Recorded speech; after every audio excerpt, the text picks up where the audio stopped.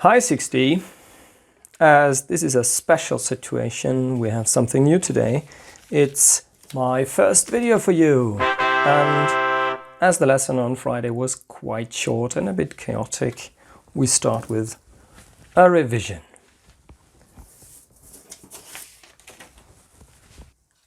On Friday we started with a new form.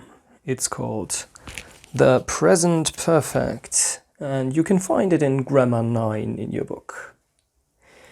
We also wrote down some sentences that looked more or less like this.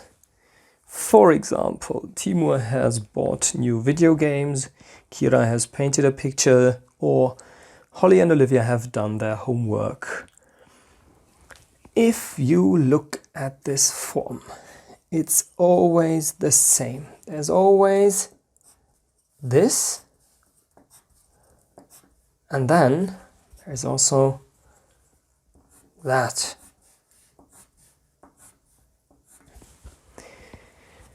So the first one is easy. That's always a have or a has. And the second one is called past participle. Some people looked like this when they saw that word, or like say what? this, but it's not so difficult. It's just the so-called third form of the verb. Third form of the verb. Say what? Easy. Just wait. Like in German, with the verb stehlen, stahl, gestohlen, we have three forms of the verbs in English. To steal, stole, stolen in this case. The first one, to steal, is the infinitive. The second one is the past tense form. You know that already. And the third form is the past participle. You can even see how closely related our languages are. They are like brothers and sisters. This is only important for the irregular verbs, and you can find a list of these irregular verbs in your book, page 295, 296. For all the regular verbs, like for example to walk, the past participle always looks like the past tense. Here you can see it. To walk, walked, walked. This and that are always the same.